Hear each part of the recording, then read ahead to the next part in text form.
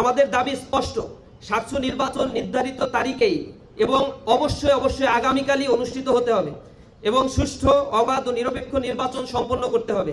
কোনো ধরনের রাজনৈতিক চাপ, হুমকি কিংবা পেশিশক্তির কাছে নতি স্বীকার করে নির্বাচন প্রক্রিয়াকে বিঘ্ন ঘটানো হলে তা কোনোভাবেই বরদাস্ত করা হবে না।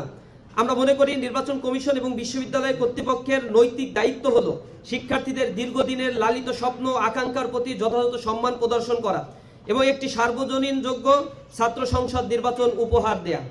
সাংবাদিক সমাজ, শাহজালাল বিজ্ঞান ও প্রযুক্তি বিশ্ববিদ্যালয়ের শিক্ষার্থীদের প্রাণের দাবি সাকসু নির্বাচন বন্ধের সিদ্ধান্ত হলে ছাত্র শিবির কঠোর কর্মসূচি দিতে বাধ্য হবে।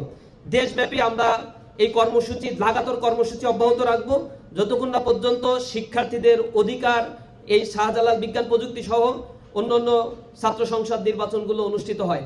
আমরা আরও বিষয়ের সাথে লক্ষ্য করেছি, বেগম রোকেয়া বিশ্ববিদ্যালয়, সেখানে যে নির্বাচনটি এখানে অনুষ্ঠিত হওয়ার কথা ছিল 21শে জানুয়ারি, কয়েক দফা তারিখ পিছিয়ে এই তারিখটা তারা নির্ধারণ করেছিল। সেখানেই যাদেরকে নির্বাচন কমিশনের দায়িত্ব দেওয়া হয়েছিল তারা বিএনপি পন্থী শিক্ষক, একাধিকবার তারা পদত্যাগ করেছে।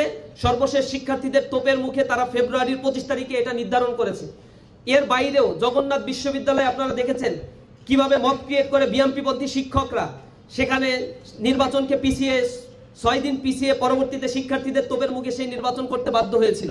এর আগে ঢাকা বিশ্ববিদ্যালয়ে চক্রান্ত করে সেখানে তারা রিট করেছিল। তার পূর্বে রাজশাহী বিশ্ববিদ্যালয়ের সংসদ নির্বাচনকে কয়েক দফা পিছানো হয়েছে, মব ক্রিয়েট করেছে, সেগুলো তারা আমাদের ছাত্র সমাজের সামনে রয়েছে।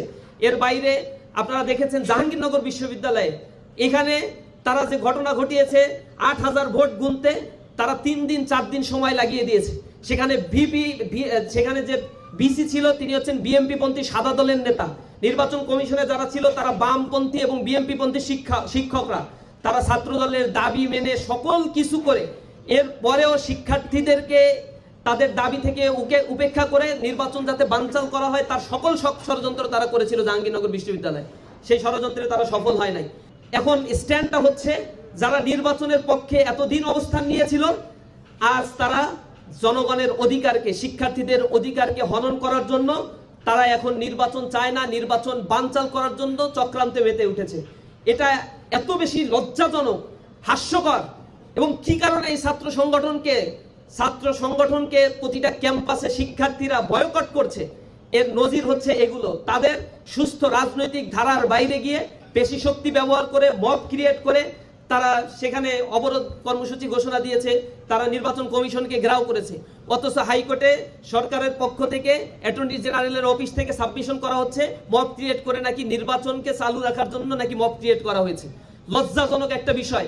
প্রত্যেকটা জায়গায় বিএনপি পন্থী এই আইনজীবীদেরকে বসিয়ে, বিএনপি পন্থী অ্যাডমিনিস্ট্রেশন, বিএনপি পন্থী ভিসি প্রভিসি বসিয়ে এই নির্বাচনকে বানচাল করার জন্য হীন কোনো চক্রান্ত নাই যা তারা লিপ্ত হয়নি। আমরা এগুলোর তীব্র নিন্দা প্রতিবাদ জানাই।